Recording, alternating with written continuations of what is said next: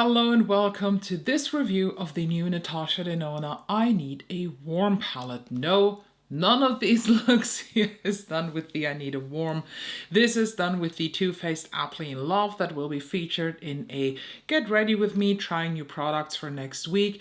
This is only the intro, and for this intro I might take a bit longer of explanation because I did some comparison swatches with other Natasha Denona palettes. So the makeup in the intro, I think, does not matter a lot. It matters what you will see. You will see now a talk about swatches, comparison of swatches, and then 2 eyeshadow looks and my review in the outro. Let's take a peek on this palette. First of all, I want to point out that I really enjoy this new Natasha Denona vibe with this plastic here on top and the 3D looking. The golden again had a bit of a different, but Retro Glam had it, I Need a Nude had it, and now I Need a Warm has it too. When we look inside this palette, we can get a bit confused and maybe think, isn't this the golden palette? And honestly, every time I look at these palettes separate from each other, I could mistake them for being the same. On top, we have the I Need a Warm, and on the bottom is the golden palette. Side by side, they are not the same. They do not look similar. They maybe have some close shades, yes, but overall, they definitely are not the freaking same. But I understand everybody who's like, well, I Need a Warm looks like golden, but it for sure isn't. Let's peek now at the swatches of the I Need a Warm palette. In a lot of other reviews, I saw people saying that they look peach. I don't know where they see the peach. There is no peach. I mean, there are peachy leaning light mattes in this palette for blending purposes, but I don't think this is peach. This is, in my opinion, and I have to check here on my phone because I do have this swatch picture on my phone. This is, in my opinion, a warm palette that is orange warm. There is a lot of orangey undertones going on, yellow, orange, but what do you expect from a warm palette? Honestly, what is warm in your opinion? You add warmth, or you get warmth, by adding yellows, by adding warmish yellow oranges, warm peaches, orange leaning reds. This is how you add warmth to a base color. You add cool tones by adding blues, which is why a lot of cool tone palettes tend to turn blue on people, especially with the grays. But warm eyeshadow palettes, warm eyeshadow shades, they have a significant high amount of yellow in their pigments, and this is exactly what I see here, honestly. And I was asked to do some comparisons. I already held them up to you, but here you now have a side-by-side comparison of swatches of the I Need a Warm and the golden palette. And I think the difference is very much visible here. I Need a Warm leans orange warm, while the golden palette has a lot of yellow tints going on. It has a lot of yellow, maybe even brassy leaning eyeshadow shades, and I don't think, honestly, that they are that similar. I think it at the end depends a lot on what your preferred warmish color story is, because at the end, golden and the I Need a Warm all warm eyeshadow palettes. You will not get cool toned looks out of this, but golden has a very different undertone to the I Need a Warm palette. To me, honestly, they're different enough to keep both. Now let's compare it, of course, also to the I Need a Nude palette. So let me grab them here. Here we have them side by side. Very, very pretty. The I Need a Nude is my surprise winner so far because I like this palette so much more than I initially thought I would. And I do not understand so much why people on Instagram, I saw it mainly, say that they are similar. While I disagree with Natasha Denona that I Need a Nude is dominated by cool tones, I think the I Need a Nude is very much neutral, with honestly a tad bit of warmth in the pinks. I don't think that they're similar at all. They are very, very different to each other when you just look at the pan. And here you have now the side-by-side comparison of the swatches. And I think it's even more visible that I Need a Nude compared to the I Need a Warm leans very, very cool toned. In my opinion, as said, I don't think that I Need a Nude is that cool toned, but compared to I Need a Warm, it definitely is. And to make this complete, here you have all three listed and compared with each other. I personally think the difference between them is very much visible. I would cross out the I Need a Nude if there is the question of should you get, which one of these should you get. I would say the decision has to be made between the I Need a Warm and the Golden. And at the end, as said, it depends on what undertone do you prefer. In that I Need a Warm palette, you also have new formulations. And I am very thankful for especially one formulation. You know me, I hate her cream to powder formulations because they are dry, they're crumbly, they go on way too sheer, they're not good. And I really hope that it is, she replaced them with the slip creams. Aside the fact that I do not like the name, you get one slip cream and that is the shade Flash Over. This feels like a cream eyeshadow. This goes on like a cream eyeshadow. This goes on true to pan. That was always my biggest critique with her cream to powder shades, that they do not apply as they look in the pan.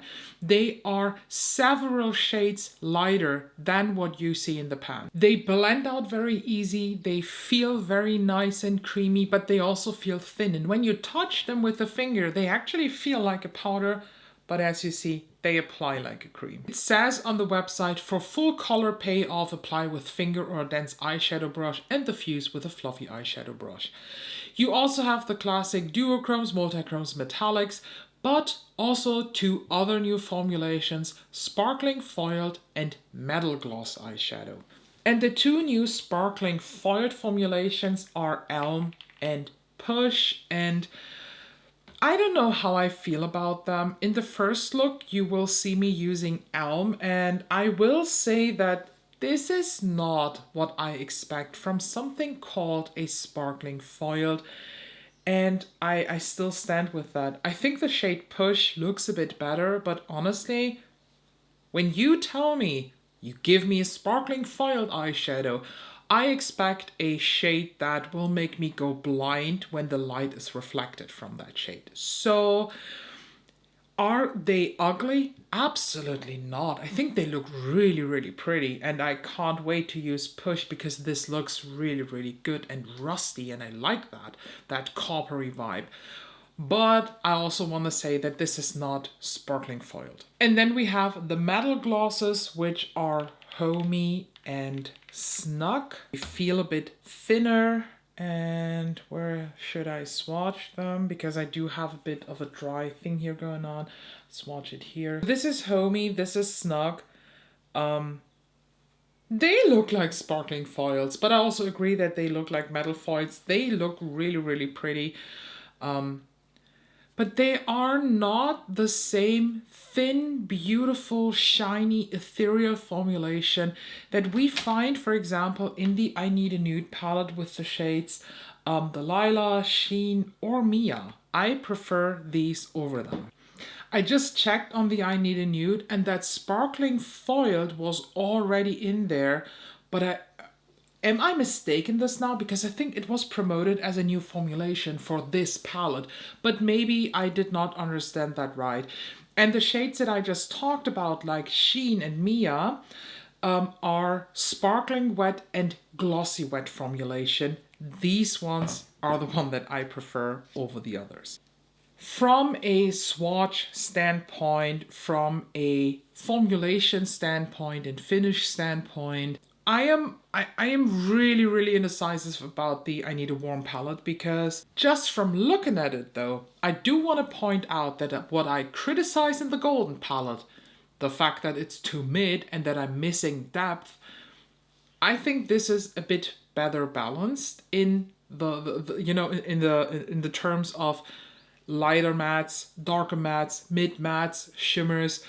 That works here a bit better. I will now give you the two tutorials and then my final opinion on this. And honestly, I am very curious what future me after the second look will tell you about this palette. I'm starting to look with the shade Ripe. And that one goes casually as transition color on. I'm now tapping into Fervor, whatever that is, and apply this in the crease for some warm depth. This is actually quite close to the shade Ripe, but it has, in my opinion, the perfect depth level to complement that shade and to add something. I now tap into Flash Over, and this is one of her new formulations, the Slip Cream. And that one I apply here on the outer V area and outer lid part and the crease. If this is now instead of her cream to powder shades, I'm happy, because this I like. This is true to color what I saw in the pan, while with the creamy mattes, they always went on so much lighter. It's definitely buildable, so this is now 2 layers, and I'm pretty sure a third layer will even darken it more. I now go into the shade Hanker. This is a classic metallic, and this one I apply on the most outer lid part. But I now go into Phenomena. This is the multi-chrome, and that one I apply on the rest of the lid. And you know it, where it meets with the other shade, I just tap and swipe on top to lightly diffuse it into that other shade. Lining the waterline now with the About Face Line Artist in the shade So Important. I tap back into Flash Over and blend this here along the lower lash line. And I also tap back into Fervor and diffuse the lower lash line a bit. And of course, I'll also go back into Ripe and soften everything. For the inner corner highlight, I used the shade Elm, and I tab it on the inner corners. And then I also wipe it a bit on the lower lash line. And you know me, always a bit in the crease. Not gonna lie, but sparkling foil, that kind of paints a different picture in my mind. This is, to me, a regular metal shade. And here we have now the first finished look. On the lips, I used the MAC lip liner in the shade Oak, and then I filled it in with the Girl Code Mirror Lip Gloss from the Peach Festival line, the new collection, in the shade Careless Whisper. That was very kindly sent to me in PR by Look Healthy store. I don't want to lie to you. This look is definitely not groundbreaking, no, but it's really good. And I really like the way it turned out. I was a bit afraid that after all the swatches that I already saw, it is too peach, but with the shade that I used here in this look, I don't see the peaches. So let's head now over to the second look of the video. So the second look, I'm starting with Mellow, and that goes into my transition area. I now go into Soft Spot and apply this in the crease, but I also use a very sloppy, fluffy brush to not have it too precise. I now go into Pep, and I dust this on the cat liner area like that, and slightly swipe it in the crease. I now go into Dynamism, and that one goes on the outer lid part. This is supposed to be a duochrome, and it's described as bronze. No, wait. Duochrome medium brown with green specks. Not gonna lie, I don't see the green. I mean, there are gold specks in it, but not green. Maybe a greenish gold, yes. But I also go into Homie. This is her new Metal Gloss formula, and that one I apply now on the rest of the lid. I also went back into Pep, and I very lightly handed bring back the darkness that is covered with dynamism. And then I also tap back into Mellow, and I just run this through that transition area up to the brow to diffuse the blends a bit better. For the lower lash line, I'm starting with the Charlotte Tilbury, what are they called? The double-sided? No, Enhance and Pop liner. I don't know. It's a double-sided one in copper something, copper charge. And I'm using the matte side to line the waterline. And now I tap into the shade Vim and apply this across the lash line. It's a little bit lighter than Pap and a tad bit more orangey red toned. I tapped in a second time and I built the color up just on the outer third. I now go into Soft Spot and I use this underneath it for a nice smoked out warm look. I now go into Fancy, which is a normal metallic, and that one I apply as my inner corner highlight. And here we have now the second finished look. On the lips I'm wearing Charlotte Tilbury lip liner in Iconic Baby, and I topped it off with the Oohooey. I don't know what the brand name is really. It's one of the mirror glass lip glosses in the shade B551. I said it already in the intro that just from looking at the palette, the I Need a Warm is doing what I criticized about the Golden. The Golden was way too mid, all was like tone and tone, and although there are darker shades in the Golden, I felt like there was a lot of depth missing for me, while the I Need a Warm is actually giving us a lot of depth choices with Flash Over, that new slip cream. Oh, I love that formulation, it's so good, but that has a very, very strong brown reddish undertone going on. Then we have Vim, I think it's Vim, and that is dark too, but it has an orangey brown undertone. And then with Pap, we have a neutral leaning just a tad bit warm undertone brown. And honestly, I don't want to miss any of these because depending on how you work them in, they can change the look, at least for me. We do not have a lot of mid-tones in this palette. You have two like transition shades, and then two crease shades. And honestly, when it comes down to the mattes, I think this is probably the best curated monochromatic matte topic that Natasha Denona has done in a long, long time. With the metallics and shimmers, I'm a bit on the fence because we have names in here like a sparkling foiled, a metal gloss or metallic gloss, and they do not deliver what I expect from a shade that is called like this. For example, with the I Need a Nude, where we have the wet dews or metallic dews, these like thin but super shiny shades. This is what I actually wished for this palette, but nonetheless, beautiful shimmers. When you look at the palette, I think a lot of them look very, very close to each other, but you saw them as swatches. And as with the mattes, I think when we just look at the shimmers, this is variety-wise the best curated Natasha Denona has done in a while in a monochromatic palette. I just want to repeat what I said in the intro. At the end, it all depends on what kind of warm undertone do you want. Are you more in the yellows? Then the golden is the one for you.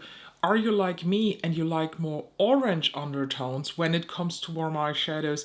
Then the I Need a Warm is the right one for you. Can I create these looks with something else? Absolutely, yes, of course. It is not groundbreaking, but we always have to just look at the palette itself, and if we just judge the palette as standalone product and not compare it with your indie brands or with a Be Perfect Carnival 4, which everybody who loves warm eyeshadow and fall toned makeup should have, I think the I Need a Warm is, and I know that sounds a bit weird, especially coming from someone like me who is more into black and red and gray eyeshadow and cool tones in general and loud looks.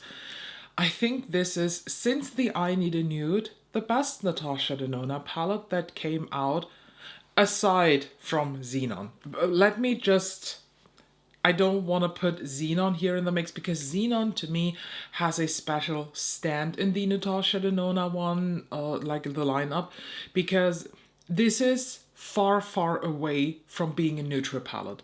Xenon is for most people, I think, either a very loud, intense palette that they mainly use as companion. At least what I saw online. I use it standalone, of course.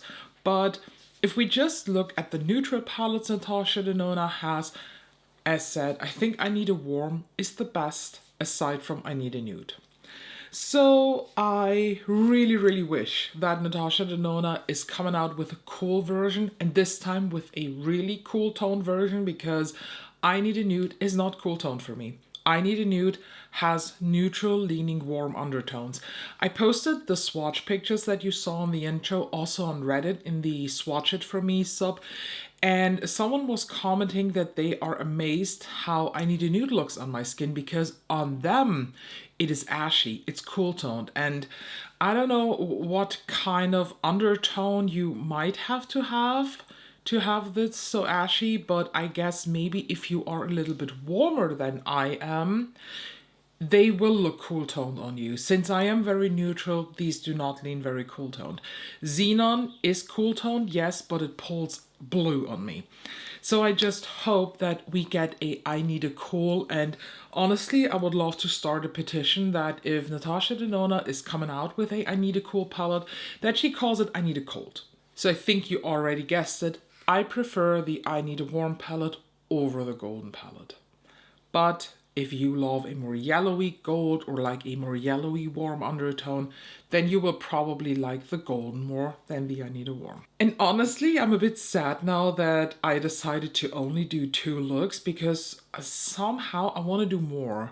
I'm into a fall mood, not gonna lie, and I think this, although this is not technically labeled as a fall palette or so, it's like in her regular release. I think she only does like special holiday limited releases. I think this is a very, very good to start with palette when you want to get into the fall mood. If you want to buy this palette or any other Natasha Denona palette, make sure you use my code ELLAKINKLEY. It will save you 15% off. Codes and links and shit are down below. So what do you think? Is this a palette that is for you worth the price? Is it not? Is it for you worth splurging? Or do you maybe have the golden and maybe the OG gold palette and like, yeah, no, I'm good with all the warms of Natasha Denona? Let me know your opinion down below, and if you do not have an opinion on this, just comment fall eyeshadow to push the algorithm. Thank you so much. Make sure to subscribe, and I'll see you in the next one.